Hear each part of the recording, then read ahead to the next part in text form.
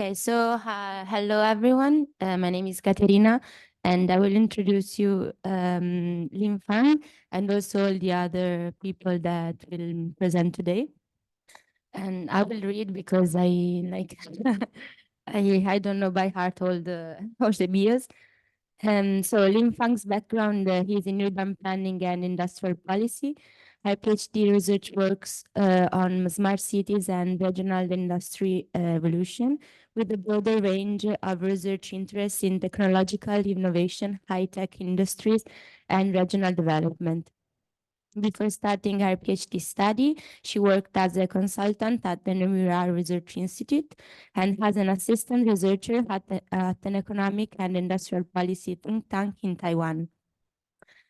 And then we would have the presentation of Jason Katz, but since he won't be here, I would go straight to present Alexis Gatoni Sebarenzi, that is a doctoral candidate at the Institute of Environmental Governance and Territorial Development under the supervision of Prof. Armel Chouplan and Prof. Hai Dao. His academic background includes a bachelor's degree in state management and valuation for the University of Rwanda and master's degree in global urban development and planning from the University of Manchester, which he carried out as an equity and merit scholarship holder. He was previously a lecturer and head of Department of State Management and Valuation at the University of Rwanda and has carried research on series of urban themes such as the Special Development Framework of Rwanda for the UN Habitat.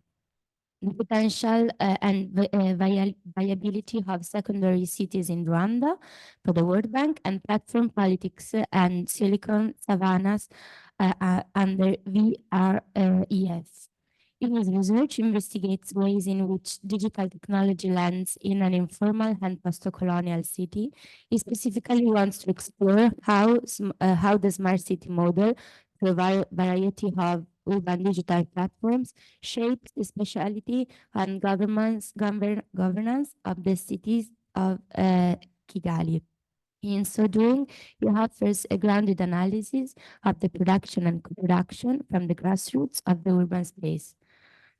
Finally, we have our discussant from Polytechnical, that is Alessandra Mossa, that is a PhD student of the okay. So okay. So Alessandra is with us. And okay, I don't okay. And so I leave the floor to Lin-Fang and enjoy the presentation.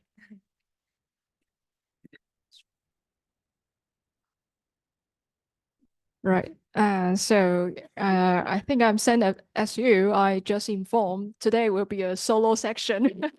So I probably will present in a more relaxed way. Yeah. So and during my presentation, if you have like any question anytime, could just raise your hand. Yeah. So firstly, thanks for Emil for inviting me to join this workshop. And he gave amazing presentation at UCL early this year and last year. So I will try to do my best today. And although it might not as same as he did at UCL, but I will try my best. So it's a great pleasure for me to be here. And thanks for the organization and the kind introduction. So I'm Lin-Fang Xu, a PhD candidate at the Bartlett School of Planning at UCL. And the research I'm gonna present today is part of my doctoral thesis, and that is one of the three empirical chapters of my thesis. So today's presentation will focus on what the state can do to facilitate industrial transformation. And the title of my presentation today is the state's role in shaping the smart city industry development. And I use the case of Taiwan. So before I go into details, I would like to start with the main objective of this research. So, all right. Right, okay. So basically, I focus on the state. This research focus on the state and focus on the smart city industries. So the empirical research I've been doing, it aims to reveal how the state can do to cause a structural transformation of the high-tech industries.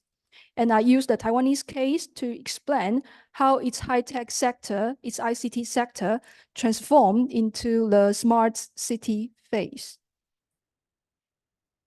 So in existing literature on smart city policy, there has been an obvious research gap in the discussion of the state's role. So that means most of existing smart city studies, they focus on three themes. The first theme is about the issue relevant to cities. And the second theme of those research, they focus on the policy implementation lead or done by the local government. And the last theme of existing smart city policy research, they discuss a lot about the engagement of the cooperation. So the question discussing existing study covering, for example, how can technology benefit cities and what are the local government's strategy to deliver smart city development? Or question like, what are local government's policy to collaborate with industry cooperation for the smart city development? So among those discussions, the role of the central government, the role of the states was mostly being mentioned about its support to the local government. So in other words, in those literature, the local government is considered as the only one, the main one to play in the leading role to make and implement smart city policies. So that means it's rarely discussed the state's proactiveness. But in fact, the state's technological and industrial policy can significantly influence the smart city development. So that's the main purpose of my research. My research aims to reveal this proactive role played by the state in smart city development. And specifically, my research tries to answer how the state can leverage city development to facilitate the innovation and the development of smart city technologies and its related industry. So based on the objective I explained, this page explains why I think East Asia and Taiwan can be suitable cases for this study. So the map on this slide, it shows some countries with a developmental state legacy. And some of you might have heard about this term before. It's actually many East and Southeast Asian countries in 1970s and 1980s. They grown rapidly, like South Korea, Taiwan, Singapore, Vietnam, etc. So developmental states, this term was created in around that time to describe the model of state-led economy development. So specifically, that means the state takes a policy measure to accomplish the economy development objective. So some of you might know that the high-tech industry in South Korea, China, Japan, Taiwan, they were actually fostered under this developmental background.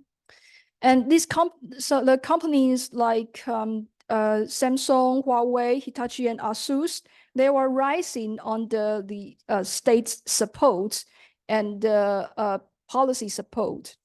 And this company, in fact, they are the key industrial actor in the smart city industry to produce products or solutions for smart city development.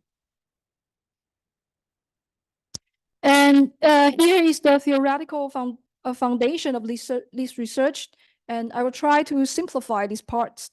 So my research is based on the regional development theory, and that explains the development of new technologies and their related industry. So specifically, I use the concept from evolutionary economy geography, and that is known as EEG, to explain the changes in technology development and innovation. So the fundamental argument of EEG explains innovation and industrial transformation by revealing the accumulated activity of firms and revealing the recursive interaction between industrial structure and actors. But however, among those explanations, the role of the states is rarely discussed. So in my research, I further borrow the concept from developmental states, state capitalism, and multi-scalar governance, this literature. So in the developmental state literature, it explains the significance of states by exploring the institutional endowment embedded within the structure of a region.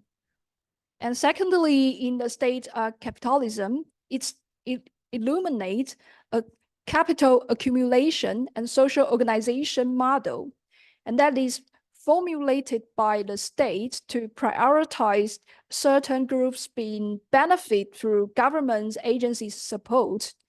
And lastly, the multi-scalar governance clarify labor divisions between different level of government through institutions and relations. So my research is based on these theoretical elements to understand the state's role in smart city development. So to sum up this theory part, the relations and institution are highlighted in most literature on about the state. And these slides here is the background of the high-tech industry development in Taiwan. So the picture here, it's a science park. It's called Hsinchu Science Park. This science park can be seen as the start of the high-tech industry development in the country. So in 1979, the states started to establish this science park with a set of strategies like investing in semi-government agencies, innovative techniques, or providing tax reduction or cheaper land, and attracting international talent to support the local entrepreneur to form a semiconductor cluster in the country. And since then, the hardware manufacturing for ICT products has become the strength of the country, of the Taiwanese high-tech sector, and accounted for an outstanding share of the Taiwanese industry in terms of its GDP. So its ICT sector's value-added share accounted for around 70% of total GDP. This figure is actually surpassing all European countries and other major global economy. So based on this advantage, the central government of Taiwan is planned to expand the reachable market of the ICT sectors by developing the smart city industry. And here is an overview of some significant events relevant to the development of high-tech industry and smart city industry in Taiwan over the past 3 decades. So the technological capability of Taiwanese firm began to accumulate from the 1990s, and that was after the establishment of the Hsinchu Science Park. Then the growth of local high-tech manufacturing had continued until the year of 2000s. And that was the time, I would say, a turning point for the decline of high-tech industry manufacturing in Taiwan.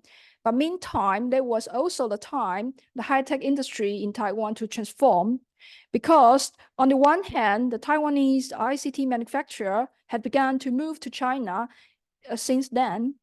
But on the other hand, those firms, their R&D department remain in Taiwan. So those companies start to innovate in terms of technology development. Then from 2016, the state further implement a series of industrial policy to facilitate the development of the smart city industry. So those policy were more focusing on this specific industry.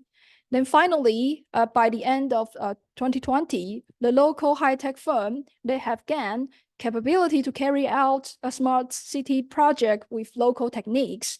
So some of those technology might what they had before, but many of the new technology are actually developed after the smart city policy being implemented by the state in the country. And here are two cases to show you what are the smart city technologies look like in Taiwan and who produce these technologies. So the case on the left side, it's Gogoro. I don't know if anyone heard about that before, but that is electronic vehicle. And I know maybe Berlin, it's introduced that system for a while. So most people may not know Gogoro, that company was initially invested by a mobile company. And it is now work closely with another tech company called Foxconn to develop its upgrade charging system.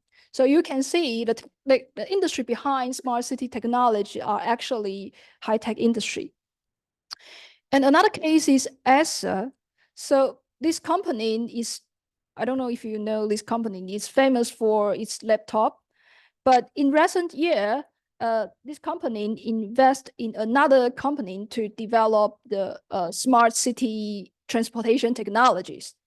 So the picture on the left side, it's a roadside parking system, charging system. So you can see, you can make the payment and receive information about where the vacant parking spaces are through a mobile app. So these are like just two examples of the smart city technology developing in the country over the past few years. And after I introduce the background of this research and the background information of the case, in the following section, I will reveal my empirical analysis and results. So you can have a look of this structure and remember these three critical elements or role in the development of smart city industry, and which are local governments and the high-tech industry and the central government. So if you still remember what I mentioned in the beginning of this presentation, my research is trying to understand how the state leveraged smart city development to facilitate the innovation and the development of smart city technologies and its related industry. So in this Taiwanese case, the central government, the states, it's actually designate, it assigned the local government to be the initial client of the high-tech sector to use their smart city products or solutions. In other words, the high-tech sector provides smart city solution to the local government. And the central government of Taiwan is usually use this kind of model to foster local industry development.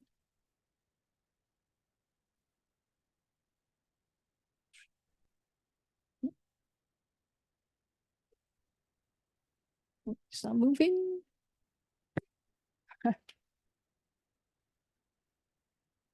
Okay. So before I explain what have been done by the states and local governments, I firstly like to give you an overview about the national program, national policy, and government agency relevant to the Smart City Taiwan policy. And this policy is the primary smart city policy in Taiwan. So it might be a bit complex, but this overview can help you to understand the labor division between the central and the central government, which is the states, and the local government. So the first agency you might need to remember is the Board of Science and Technology. It's here, BOST. So this agency was established under the country's highest central government executive branch that is called executive yuan in Taiwanese to make national policy for technology development. And then in terms of the implementation of the industry policy, the Ministry of Economy Affairs, MOEA, this agency, it's here, it's plays the critical role in the policy implementation. So it's MOEA responsible for implementing the smart city policy, industrial policy. So the Smart City Taiwan, this policy has been guided by, it's also been guided by two national programs. Yeah, it's here. So the first program is called Forward-Looking Infrastructure Development Program. And the second program is called Digital Nation and Innovative Economy Development Program. So these two programs, they are actually aimed to enhance the country's digital infrastructure and the development of the digital economy. And then the implementation of the Smart City Taiwan has been handed to the MOEA.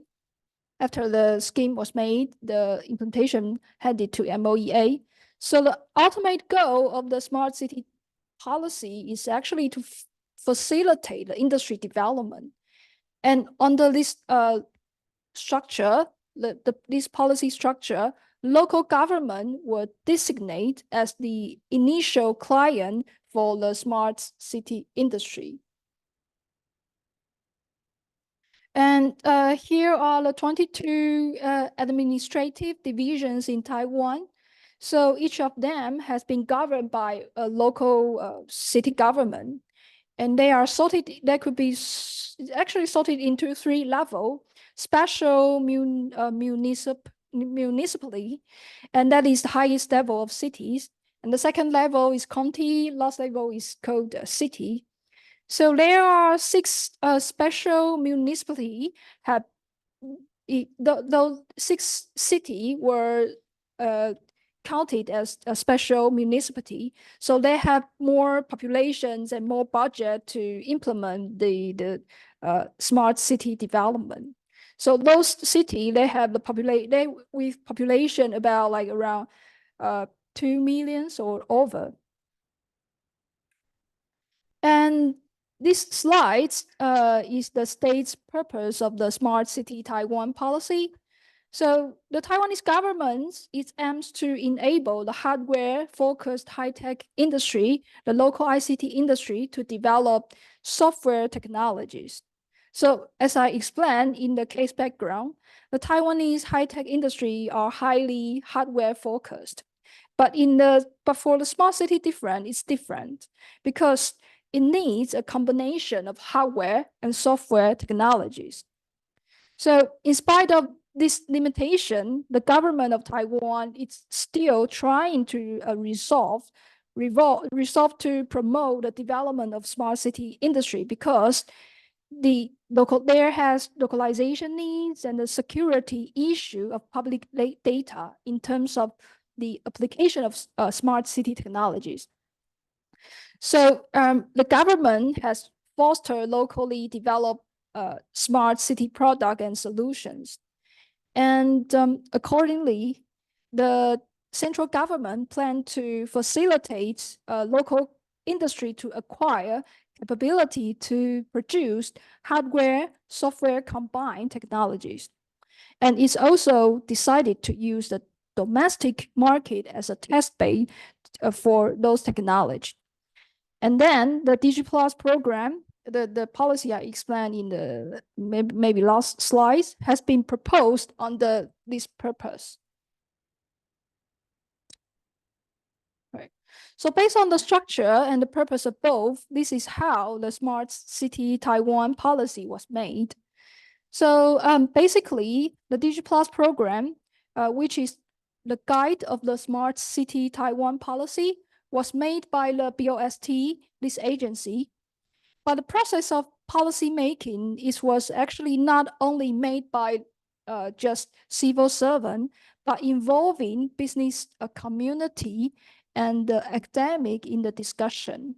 So This decision-making mechanism, in fact, allow to combine top-down and bottom-up perspective. And then in the DigiPlus program, developing smart city technology with high-tech sector is one of its 7 implementation pillars, and that pillar is called a smart city and regional innovation. It's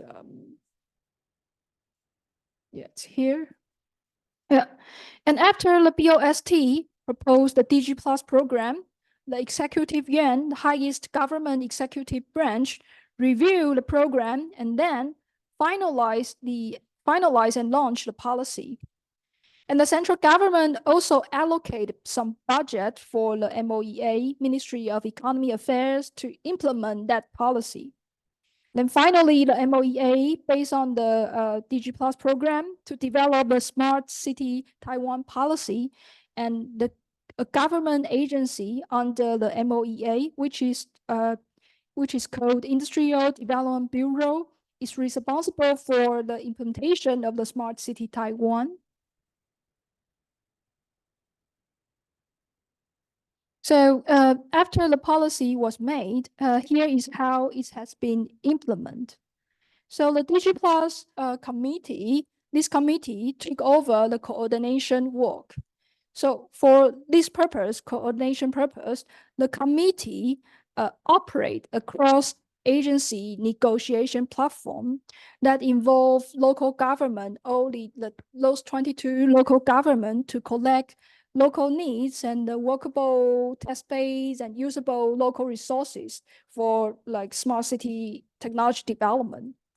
And then the IDB work with the semiconductor agency, III, that is called Institute for Information Industry, to run a project office to deliver related action plan. And those action plan include open call for proposal for a smart city development project, discussing with the interest company to form feasible proposal, and select a competitive team to fund, and also monitor the project delivery. And this page, this slide explains what the local government's role in the Smart City Taiwan policy. And apart from the financial support, this policy tries to resolve two common uncertainty of those firms. The first uncertainty is about like who to sell, and the second uncertainty is about like how to improve their prototypes. So the local government have 2 main functions under the structure of this policy. And the first function is actually local government needs to decide the local topic and use those topics to open call for proposal from the high-tech company. And the second function of local government is, with the local government's legal support, the cross-departmental negotiation process can be simplified, because those process is usually covering different departments, and that's take a lot of time and effort for the firm for the negotiation job, because smart city project, they are a bit different from the routine work of civil servant. And under this structure, some passive local government, they could just follow other cities' proposal or plan. And apart from the Smart City Taiwan policy, still some active local government, they could use their annual budget for infrastructure or service procurement to buy the smart city product or solution. So most firms is actually those firms actual targets is a later business opportunity directly provided by the local government. And these are the efforts made by the local government to implement the smart city policy. And here are some local government lead a smart city scheme.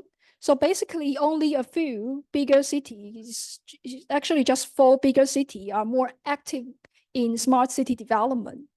So in other words, without the central government support, if the central government didn't implement the Smart City Taiwan policy, there would be fewer local government undertaking smart city development. And here comes my conclusions. So although whether Taiwan is still a developmental state, this debate has been discussed in many research and haven't have a clear answer. But in this case, we can see that the mindset of the central government of Taiwan is remains similar to what it did before. So obviously, the involvement of the local government in Smart City Taiwan policy clearly show that the legacy of the smart city, the legacy of developmental states still affect the country's policy making, especially for the industry policy. And then my finding can be summarized in two points. The first point is that the central government is still believe planning for the high-tech industry's future is the government's responsibility, despite the changes in the background of economy development and politics. And my second finding is that the local government being designated as the client shows that the lithium infant industry projection that was still prevalent, that was used to be prevalent under the developmental state, it is now still at work in Taiwan. So we can conclude that the evolution process of the country's industry have not been contingent, but rather that is significantly influenced by the states. Right. So thank you for your attention. And this is my presentation today. So yes, it's now the time open for QA. Thank you.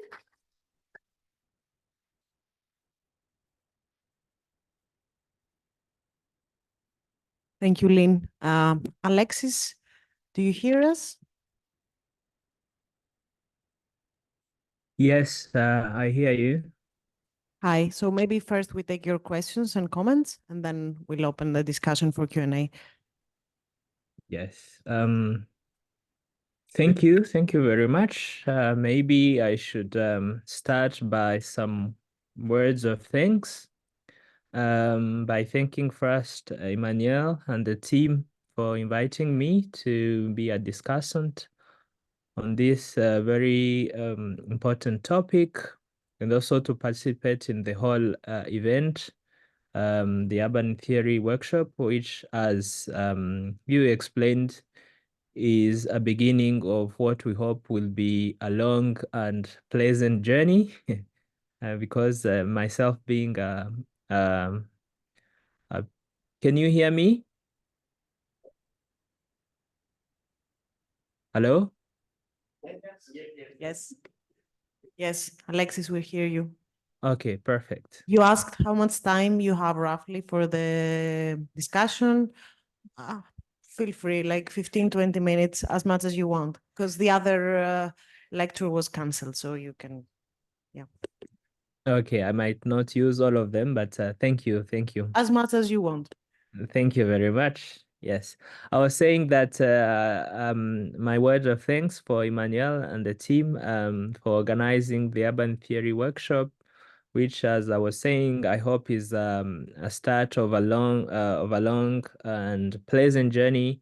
Because myself being a PhD student, I hope to be part of the process going forward, not just today.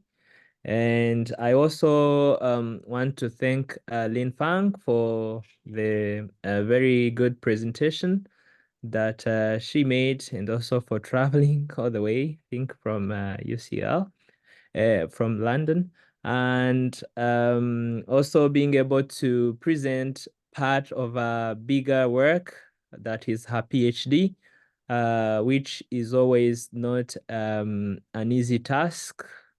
There are some temptations to present the whole thing, because the idea is that the whole PhD makes sense as it is. but I think she did a very good job to give us a taster of a PhD, which I hope we'll have the opportunity to read in full. At least I hope I will have the opportunity to read it in full. Now, responding directly to the presentation, I will continue with, yes, what I think is innovative in what she presented, namely centering the state. Now, saying it like that seems like an obvious thing to say because the state is there. So it's like the elephant in the room, so to say. And sometimes it's amazing how, as she explained, the smart city research misses that elephant in the room, which is the state, by concentrating on other important entities as well, like the local government, like the platforms, private platforms in general, Uber, Google, Airbnb, all of those. And also by tackling, yes, issues that are important to the urban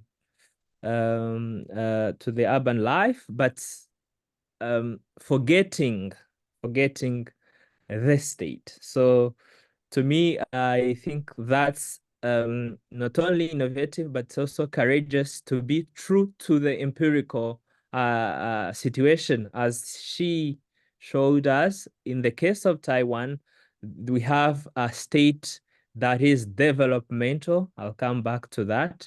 A developmental state that is proactive, and therefore centering it is just responding to the empirical situation in Taiwan. So thank you very much for that. I also think that it's very innovative and it's a plus to try to give the meaning to this rather elusive concept that is the smart city. Because smart city is not one thing. It's not a very neatly defined concept. It's rather elusive.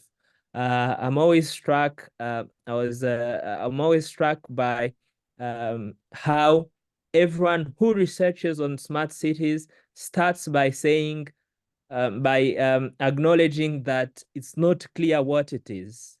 In this, I'm struck, for example, by the Routledge Companion on Smart Cities, which put together a lot of scholars, accomplished scholars on the smart cities. But the first sentence of the companion of that book, which was supposed to be, like the Routledge Companion of Smart Cities, starts by acknowledging that smart city is an elusive concept. So I thank her, therefore, to give this effort and attempt to give it a meaning in a local context, a context that is tangible, visible, that people can see in Taiwan. And as she showed us, in Taiwan, smart city takes mainly the form of hardware manufacturing and semiconductors in particular. And as she showed us the numbers, they occupy something like 14% of the GDP of the country, if I understood it correctly. What she showed us. So although of course there is the effort by the government to introduce and to also expand it by promoting the software part, so that the smart city has hardware and software part, but the hardware is already developed since the 90s, as she explained. The third thing that I think is very important before I go to the questions that I will be asking her, I have 3 questions.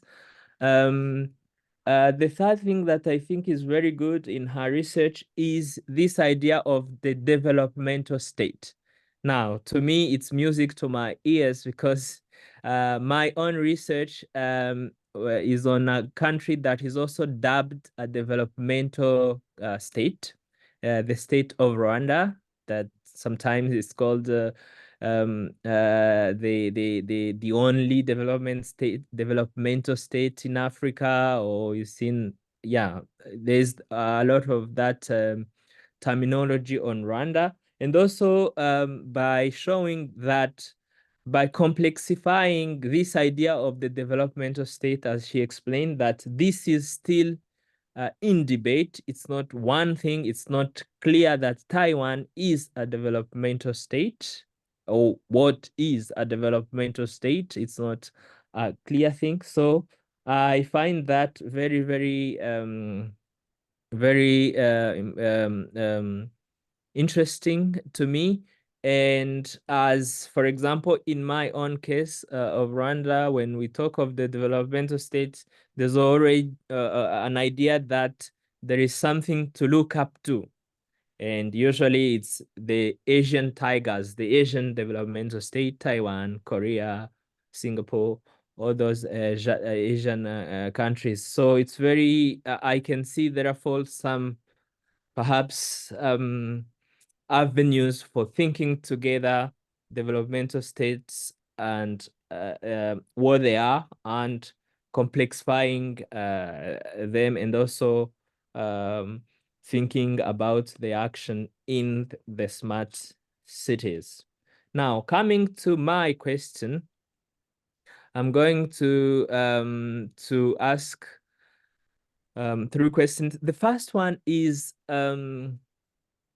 so you talked about what the government does to promote smart cities, but my question would be, does this action change the government itself? In other ways, do you see the government restructuring itself in order to develop the smart cities? Do you see some changes within the government in order to have the capacity and to accommodate this concept of smart cities? That is the change bidirectional?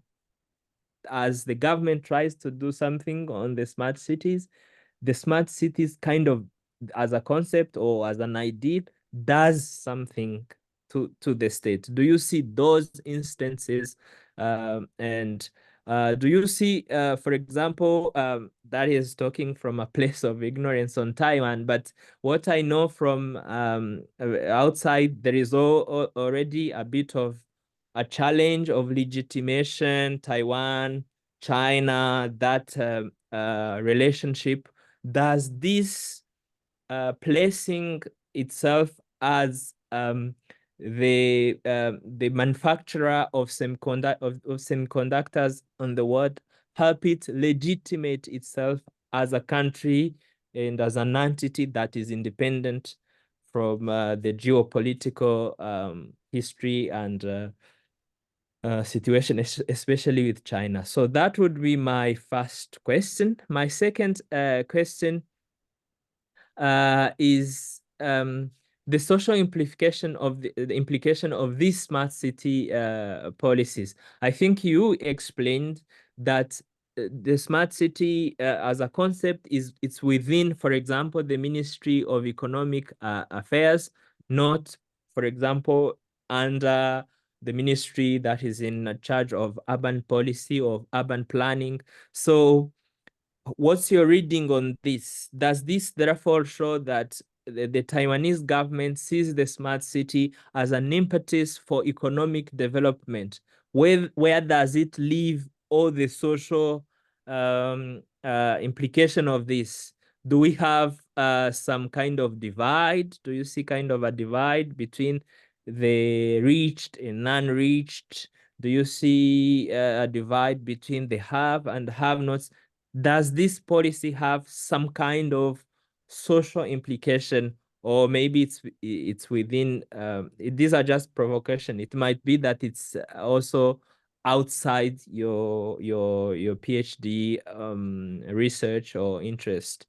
And finally, in the slides, you also talked about the desire of Taiwan to be the Silicon Valley of Asia, and that's not unique to Taiwan. There is a lot of places that want to be the Silicon Valley of their places. So Silicon Valley of Africa, Silicon Valley of something, many Silicon Valley of wherever they are.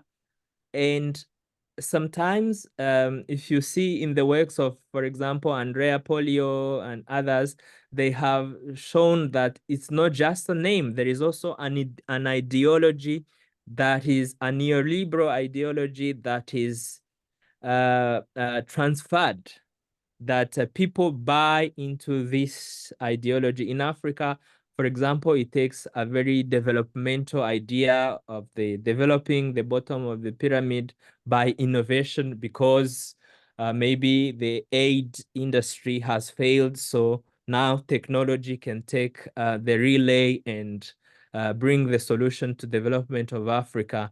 And you see a lot of techno-solutionism, a bit of techno-determinism in this, that you see people belief in technology as a solution to all ills of the society, as it is in, for example, in Silicon Valley, where it's not just manufacturing and technology. There's also an ideology and a worldview that is embedded in Silicon Valley. So do you see that worldview as well, that ideology being transferred, or is it just a name, but with a different ideology, different philosophical principles and convictions?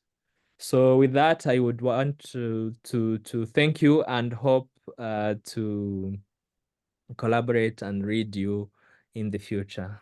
Thank you very much.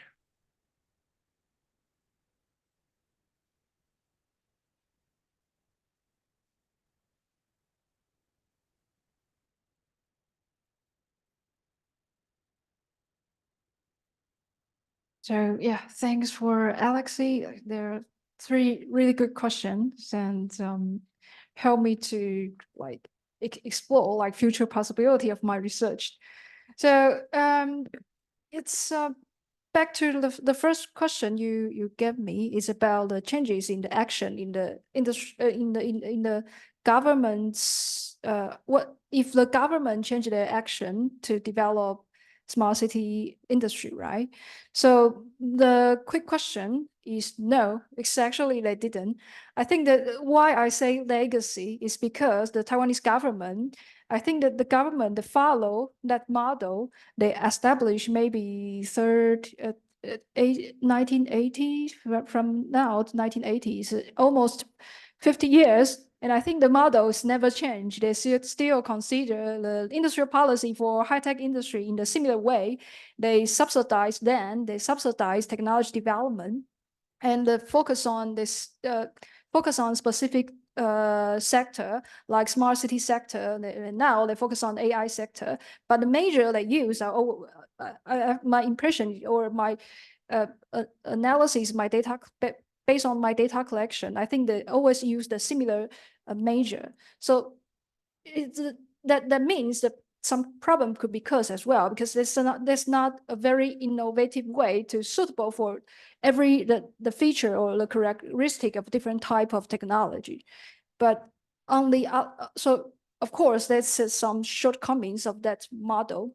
But on the other hand, why that model could be a successful one, because as I mentioned in my slides, there are two key factors why they could help the innovation or technology development in a very short time, because the country used the government used the domestic market to give those companies opportunity at the beginning.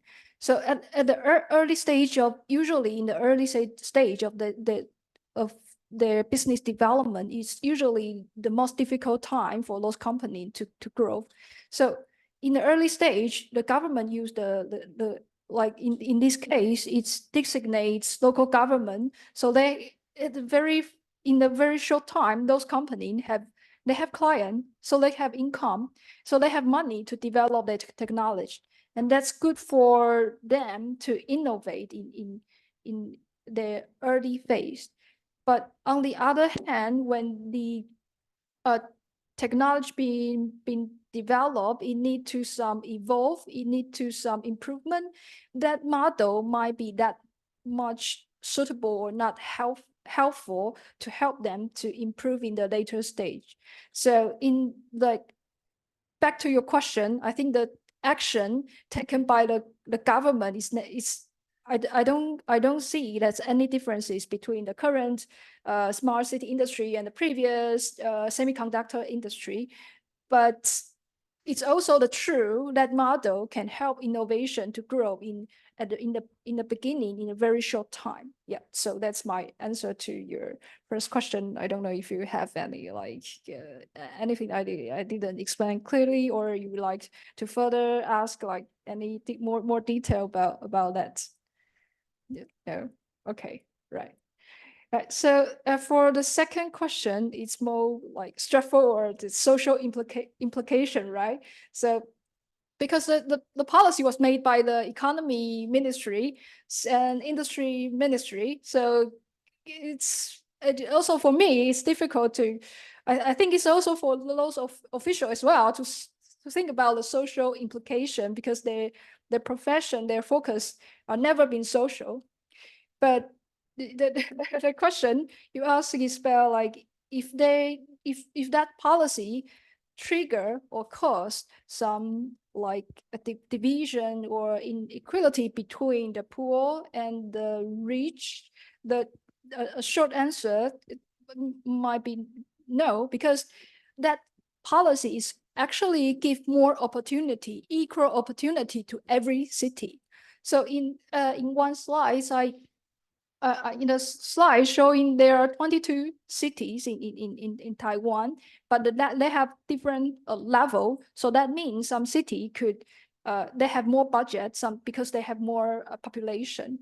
So usually the city with more budget, they have more like power, they have more money, like they have more resources to develop smart city technology.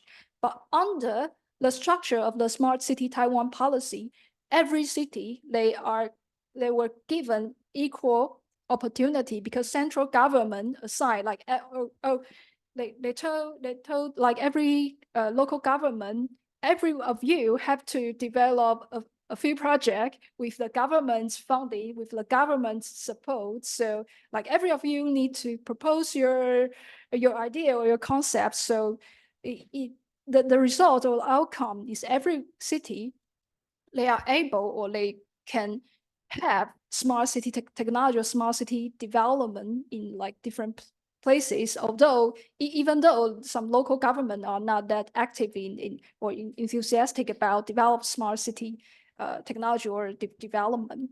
But the negatives, of course, it has some negative side, because it's as I mentioned, not every local government are as active as like other those like bigger city. So the result could be those more passive local city, they could just follow the bigger city or the active cities solution or their idea, their proposal.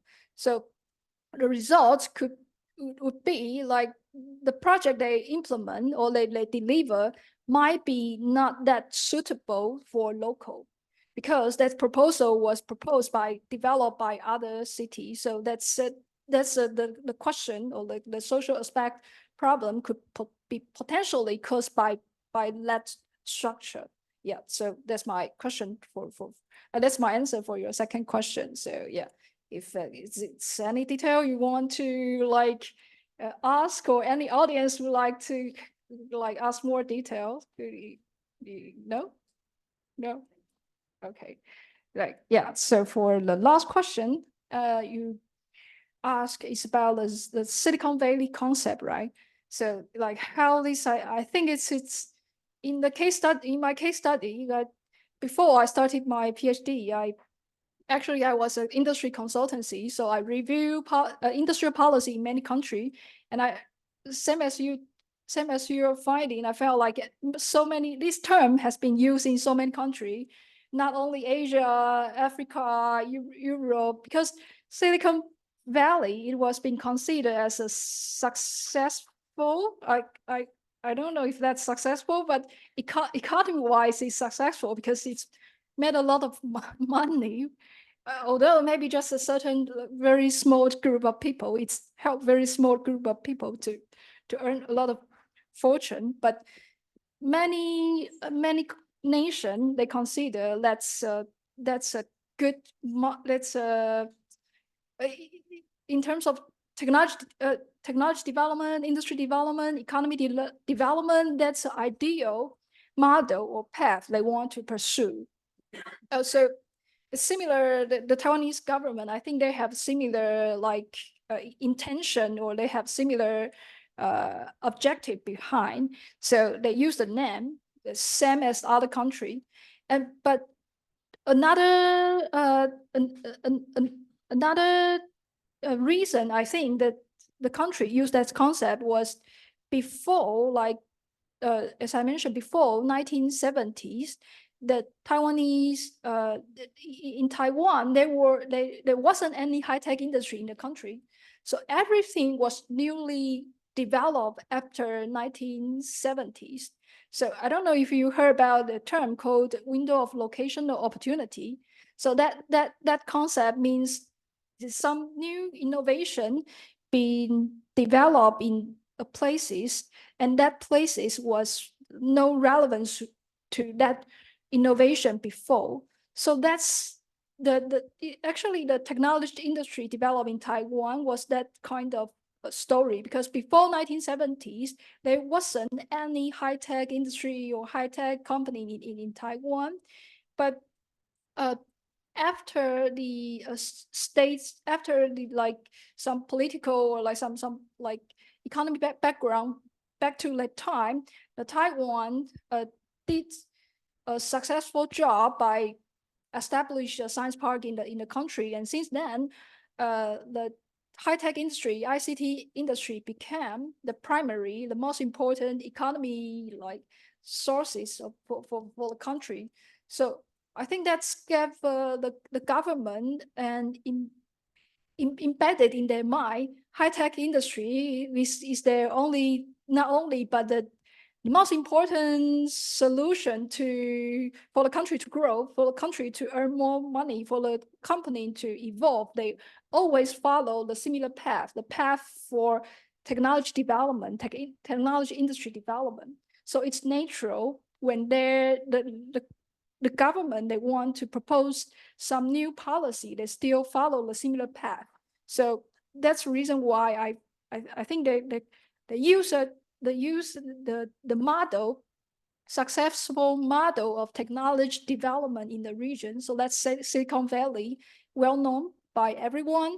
So they use that term and to promote the country's high-tech industry to evolve into the next level. So that's my answer to why this term come from and why they choose this term to be used in the new policy scheme. Yeah.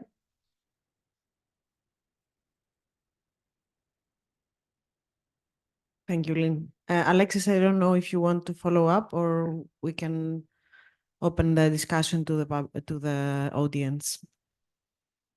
I would like to follow up. Maybe we let first the audience, and then if I have to, I will, yes. So do we have any questions, comments from the audience here?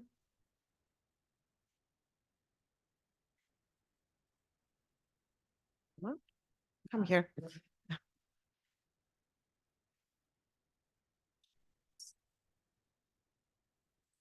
So thank you so much for your presentation. And so we had the chance also to talk about your research other sections when we were in London. So I know a bit also the empirical work that you did besides this. So I have a couple of questions, but I'll be brief. One was actually similar to what Alexis asked. So the kind of the role of the states, so plural, like coming from Europe and doing research in Europe. oftentimes if you study the role of the state, it means you have to do a transcalar job, which I think you did, going local, state, special regions, and so on. But oftentimes, when it comes to Europe, you also have to take into account the role of the European Union, for instance. In the case of Taiwan, Alexis mentioned, for instance, the possible frictions or the possible relation that is in place with China, since also in the early 2000s, I think, if I'm not wrong, there was a movement of the IT and tech sector to China, or the manufacturers, I think you mentioned. So yeah, that was the first question. So what's the role of the states in this regard, if there's any? I don't know. It's something I have zero clue about. And the second question instead is about the theoretical foundation. So you use the EEG, right? And the gap you identified was that in this literature, there's no the role of the state is somehow opaque. So there's no clarity. It's not taken into account. So I don't know very well that literature, but the literature in industrial economics, for instance, when it comes to game theory and all this kind of analysis, the role of the state is seen as a sort of mediator. So a sort of super partes role, something that is somehow manages possible imbalances and so on. So my question in this case would be, I know because we talked about this, so you looked also at other literatures and you didn't find, anything that could work within the context of the Taiwanese case study. So my question is, for instance, in the literature of urban economics or in industrial economics, have you seen other roles that were given to the state when it comes to, for instance, manufacturing or all these types of developments? And this connects also to the developmental state. So in UCL at Bartlett, you have Fu Longbu, who's like a scholar that is quite well known, especially for his theories on state entrepreneurialism. So my question is just out of curiosity is, did you have the chance to talk with him? What do you think his conceptualization of the state, which actually applies to the Chinese context, so maybe it's not applicable for the Taiwanese context. So did you have any chance to discuss about this with him? And why, if you did, why do you think that kind of conceptualization doesn't apply or cannot be used in the case of Taiwan? So I don't know if it's clear. If it's not, I can rephrase. Right. I think the two questions you raised, they're both relevant to politics, and especially the recent rapid changes in the global politics. So specifically, that's caused by the tension between China and US. That's tension affects the national policy or like previous policy, global national policy made by I think made by many countries. What actually now they have to face, or they have to think about that seriously, including Taiwanese government. So in the first question you ask is about the role of the states, how the role of state facing the relation between China and Taiwan, right? So as I mentioned, the cause or reason was the tension between, is actually not just a tension between Taiwan and China, it's actually between this global geopolitics. It's changing this changing in global geopolitics. That's a issue, or that's a problem every country or every national government they need to tackle. So the response or the situation of the Taiwanese government is actually after the trade conflicts between US and China, they have some they start have some regulation or the law about maybe tax or some ban in importing or using maybe product from China. After those sort of things happened in maybe before pandemic, 2018 or 2017, the Taiwanese government started to make some strategy or like some policy to face those uncertainty. And so specifically the government, it's actually, as I mentioned, many Taiwanese government, they moved to China in around 2000, the year of 2000. So during that time, like many manufacturing or industrial land in Taiwan, they become vacant because the factory move out. But after the China and US tension, some Taiwanese factory moved to China. They decided to move back to Taiwan because the product they produce in China can't be sold to US. So that become like a reasonable solution or reasonable like decision for them to move out from China. And I think that not just happening in Taiwan. I heard like some of the South Korean companies, South Korean factory or like some company, they are now thinking a new way or a new location to relocate their manufacturing activity. So so I don't know if that's my answer to your question, but for the Taiwanese government, they have to deal with that new reality, and the solution they have is trying to collaborate with those manufacturing who want to move out, and they are now helping those factory or those company to find the new manufacturing land for them to establish the new the factory because of the increasing need in the new factory. Yeah, so that's my answer to your first question.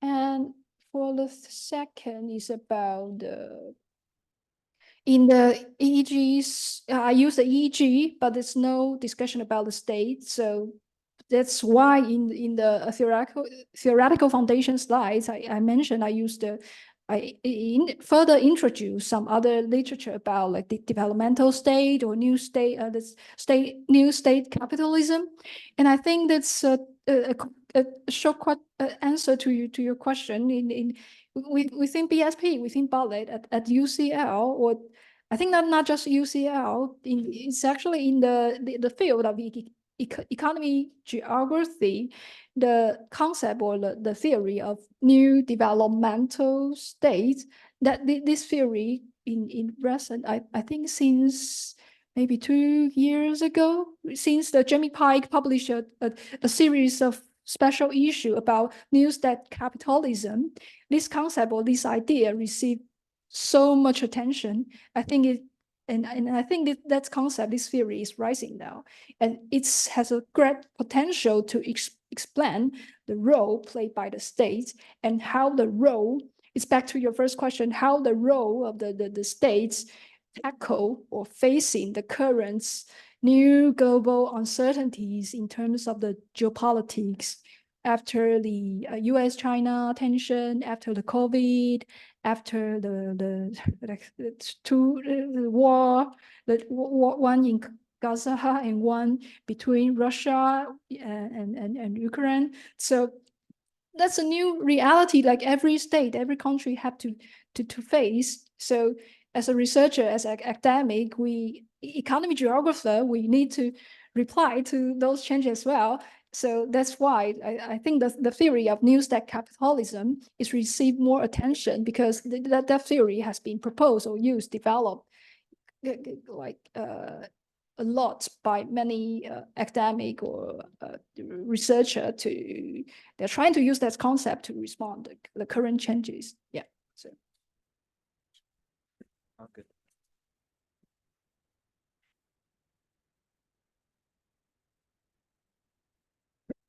Other questions, comments? Francesco?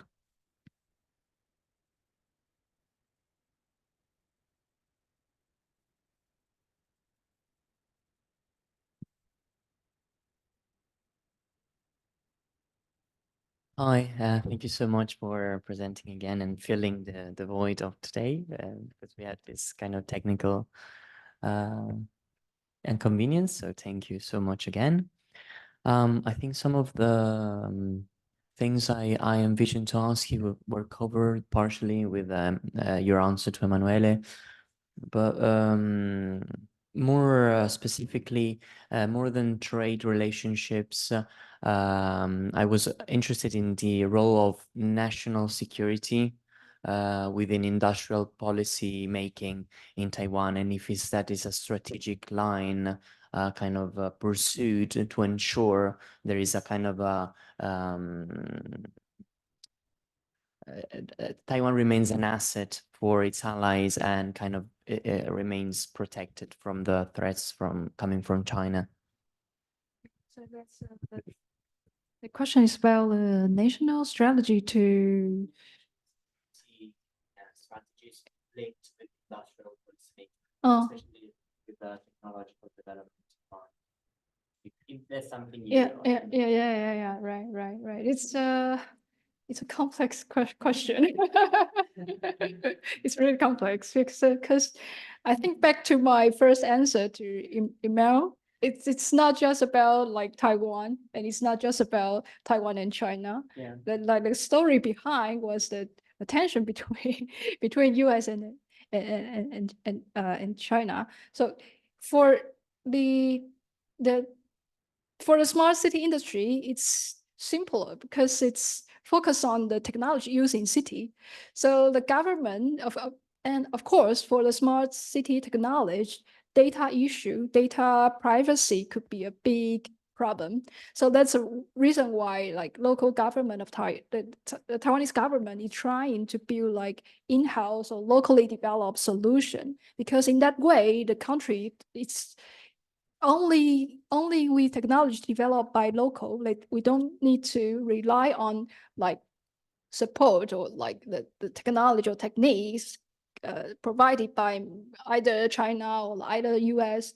That's the only way we can control ourselves if we have our domestic developed solution. So that's the strategy made or like done by the Taiwanese government in terms of the smart city technology. But if that is for like broader technology industry like semiconductor, that's more complex because I don't know if you might heard about semiconductor because it's become like popular. Yeah. But do you have an idea about where semiconductor being used or how it looks like? PlayStation. Like everywhere in the digital. Yeah. It's actually everywhere in your phone, in your laptop, in these pads, and it's everywhere. So it affects a lot. But why the like U.S. government that's so nervous about the security of the country, because it's produced semiconductor and used everywhere. But where is the U.S. government worry most about is the military technology. Yeah. So semiconductor is a critical component being used in military technology or any facilitate in the army. So if the whole world or the U.S. military can only rely on Taiwan to produce that technology, that could be a problem. That could be their concern. So I think over the past 5 years, so after the China, it's become more obviously that could be express a message about a war. The U.S. government become more like trying to find a solution about like overly rely on the country to produce that's technology. So over the I think since 2018, like many countries like US, like German or Japan, they are trying to collaborate with the biggest semiconductor industry in Taiwan, that is called TSMC. They're trying to collaborate with the company to invite TSMC to set factory in those countries. But of course, that sets politics behind. Otherwise, it's not possible for those government to, like, it would be difficult because the manufacturing or production activity, they are remain in Taiwan. So there's no reason why for the company to move, or the set branch or set company in those country like German, like US, or like Japan. So behind like those relocation or those the establishment of those new factory, there's politic power behind those sort of manufacturing. It seems like business, but behind those story, behind those things are actually politics. Diplomacy. Yeah. I don't know if that has. No, you really did. I think Yeah. Yeah. I was really referencing about that particular industry. Without you confirm my kind of intuition. Do we have a more question? Yeah, I'll leave the floor. Hi, just a small comment. It's a great piece of research. Of course, I think the most interesting thing to me is the empirical material, because I don't know very much about Taiwan. I don't know if there is a solid literature about that. In any case, it's super interesting. I got a couple of comments. Not sure that the role of the state in developing, let's call it, technologies is so underestimated or understudied. There is a huge literature actually on that. And particularly, my question is there something conceptually different from smart city and innovative technologies in general? I mean, think about the very old literature. I don't know if you're confident about that, about technopoles, techno-cities, the literature from the 90s. It used to stress a lot the role of the state, even in, well, wherever in the world. In the case of Asian state, there is the Asian variant of capitalism, it's sometimes called. It's even deeper. Think about the case of Singapore. A lot is written about Singapore, about that. So I'm not sure that really news, but the question is smart city enabling something conceptually different as a form of role of the state in developing technologies, or that's more or less a new slogan, a new label for supporting clusters of innovative sectors, and then don't have an answer about that. And secondly, your focus is on evolutionary economic geography. Still, there are very interesting things. I don't know if you consider them from political geography, which means in many cases, the project of building and supporting smart cities from the state perspective is about celebrating the grandeur of the nation. Think about India and Modi and the project of building 100 smart cities, or think about the line, the project in Saudi Arabia. That's different. Maybe that's not exactly the focus of your thesis. Maybe it would be interesting also to introduce these other rationales in your analysis. And I don't know if in Taiwan there is something like that, celebrating the smart Taiwan or something like that. Thanks.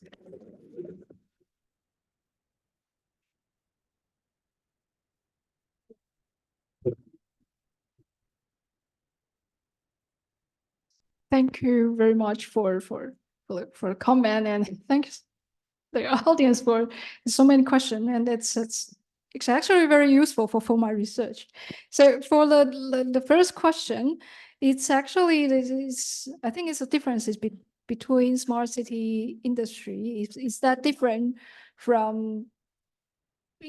Are there any differences between this one and the past technology industry, right? So I think for the smart city, the state's role could be slightly different from the previous technology, although I think that the government, the state used a similar strategy. But for the smart city, because for that industry or for those technology, government would be the primary client. So that means the government are the main buyer of those companies, because those technology will be used in cities. So the government, the central government might have more, I wouldn't say power, but might have more influence in that industry, because the government could decide it where the resources would be used, and the resources being allocated can directly benefit to that specific industry. So that's my answer to the first question. It's smart city industry, those technology, the differences between that one and the other ICT or the semiconductor, I think that would be the biggest difference.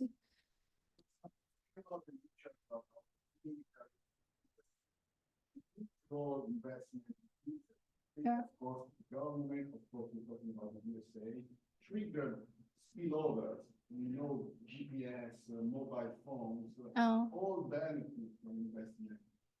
I think I may be wrong, even Shoshana Zuboff, which is incredibly famous for another topic, which is surveillance, wrote some analysis about it. Not sure about it. Yeah, I think what the professor you mentioned, it's about the continuity. And so I think broadly, smart city industry is a kind of part of or continue that trajectory or that path.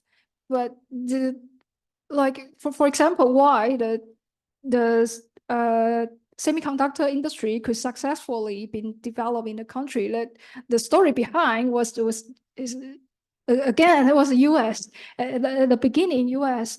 invest a lot in the country to promote, to foster the country's local capability to produce that industry. So the technology there is a clear need needed by the government. So again, that innovation, it has a market, a clear market, clear client. So it's solve a big uncertainty because they don't need to worry about where to sell or if their technology could be accepted, their innovation, their product could be accepted.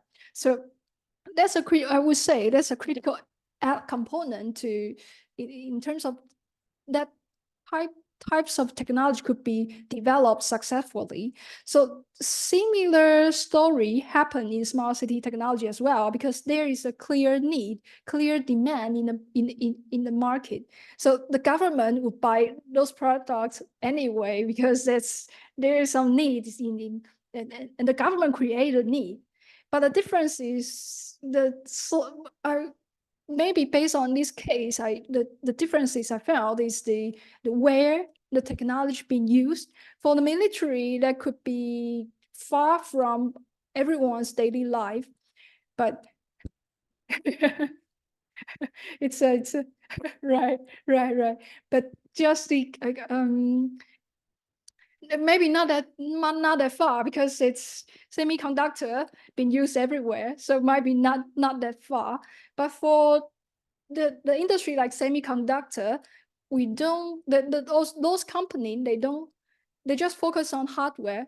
But for the smart city technology, it need to think about the software as well and system integration as well. So those companies need to pay more attention about how to serve or how to provide their solutions to the daily life. So that's the part I think the Taiwanese ICT manufacturing or ICT industry lack of those kind of experiences. So they are trying to build those established capability to provide those sort of technique.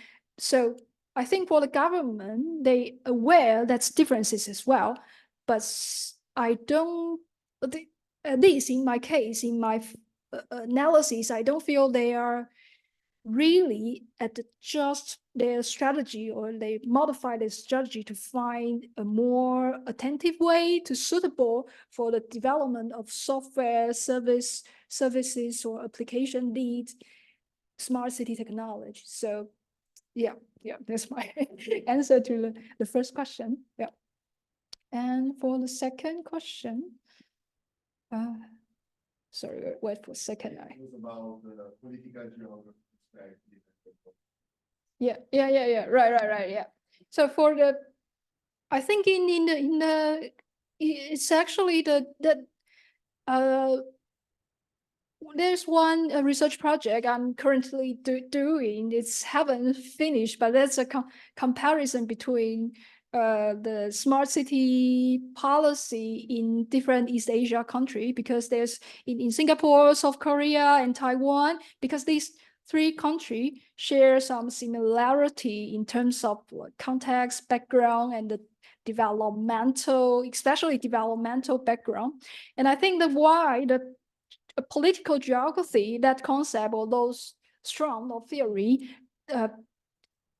at least based on my observation or based on my review, it hasn't been used too much or used extensively in East Asia case, was because for the smart city development, the key component or the main driver behind smart city or activity relevant to smart city is more industry driven, and industry in those East Asia countries are highly relevant to the developmental background. So they are used a lot, rely a lot on the developmental the theory. So just my experiences and my based on my knowledge, I didn't see too much East Asia case about smart city policy or smart city research use the concept from like India use a lot from political geography. But I think it could be an interesting approach to explore, because the smart cities actually this concept been used in different way in different region, and I found that's every government use slightly different to like transfer this concept locally. Yeah, thank you. It is not a critique. I mean, the numbers, it is just a discussion. Yeah. For example, if you think about little background economic geography, trying to where all the analysis about the role of nationalism and the role of the nationalist ideology in Japan is a trigger of industrial innovation. Yeah. You have to invest not just for economic reasons, for having a return on investment, but also for being the first, celebrating. In this kind of conceptual perspective, maybe, I don't know, maybe we can add something interesting to your analysis. I don't know. Yeah. It will just depend. Yeah, I think it's. I don't know anything about Taiwan. If there is such a. Yeah, I think it's interesting, because at the beginning of our research project, the project I mentioned to compare Taiwan, Singapore, and South Korea. At the very beginning, we think Japan should be included, and the story of Japan could bring like more interesting element, as you mentioned, the nationalist, that concept behind the country, behind the industry development of that country could be some interesting like element or discussion. But it's a shame we didn't continue, because we didn't find one could read Japanese. That's the main reason. Otherwise, everyone in the team think it's a good idea. We should include the Japanese experiences in that research project. But we still have hope to maybe we can find someone like in the future to help us join to finish that project. Yeah. Oh, really?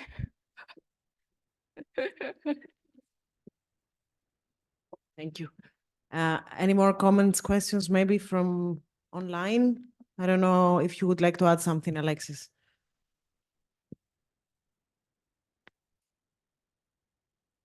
Okay. Maybe Then- just sorry. Maybe Yeah, just go on centering the state. I think the comments was that there has been a bit of literature on technopolitics and the role of the state in developing technology, and I agree that at the beginning there was the works of Micho, the works of Graham and Marvin, which was on telecommunication, There was also works of Emmanuel Castel, which were on ICT that really centered the state. But one gets a feeling that in the decade of 2010, which is where the literature of on smart cities explodes, there was a bit of losing that centeredness of the state. That's a bit that's kind of my reading, especially that given the fact that the concept of the smart cities itself was really pushed by private sector like IBM, Cisco, all those companies that brought the idea, and there was a bit of decentering the state, so to say. The role of the state were not put on the front when the literature on the smart city exploded.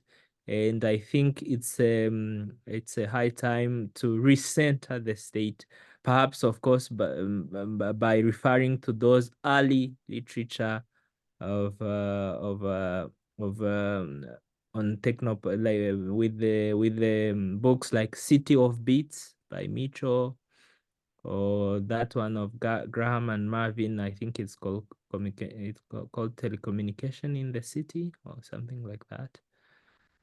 Yeah, so I agree that the state was once the center in the technopolitics, but was a bit lost when there was explosion on the smart cities.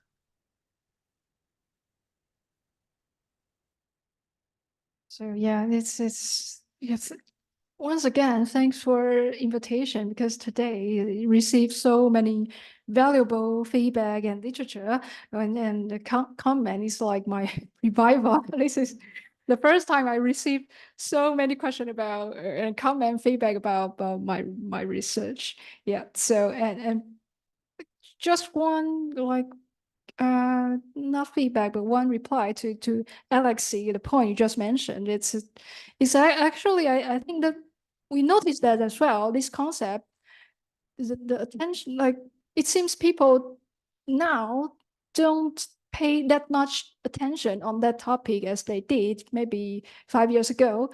And our understanding or our impression was because after the failure of the Google's side lab project in Toronto, after that project fell, then suddenly it seems like that figure or that attention being reduced quite a lot.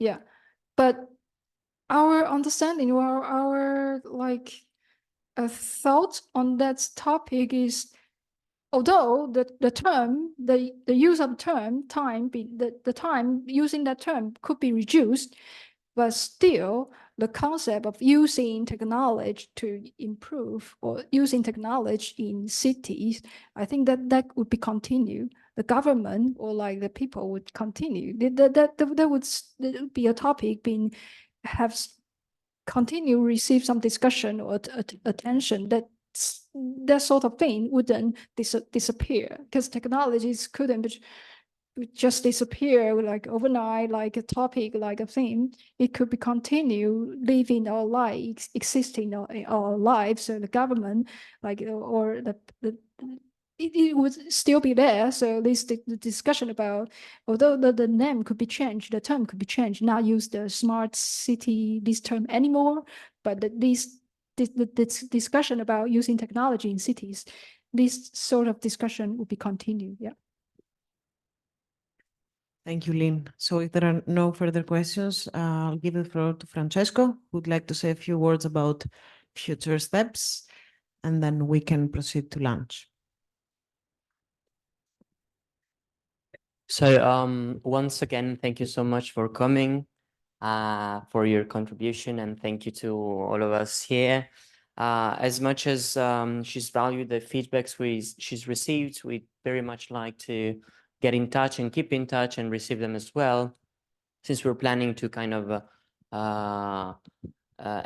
not expand, but transform the Urban Theory Network in something that is even more open, and especially to students, to bachelor's and master's students who are looking to engage in this kind of topics, in a sense that our platform could help them choose courses both at the bachelor and master level that deal with urban studies or economic geography, urban geography. And since we are putting together a database, that would be helpful to receive some feedback from people working in the various departments from university. So we're looking for context, as well as kind of also contexts we are not very familiar with. So that's always in line with our goals.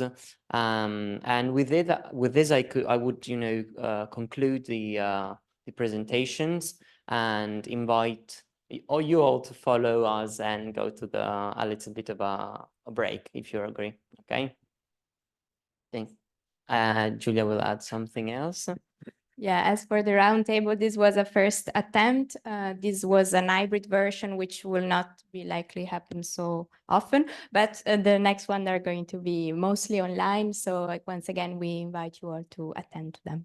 Okay, thank you so Thank much. you.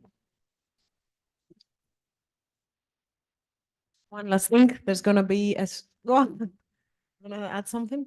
There's gonna be a social dinner tonight, so anyone who's interested to join can reach out to us and Yeah, we'll very arrange. formally. Yeah, Yeah, super informal. easy.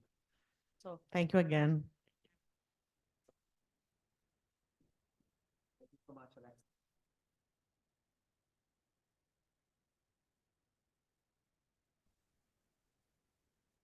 Thank you so much, Alexis, for participating. Really wish you could be here so we could get to know each other better. But there will be other opportunities.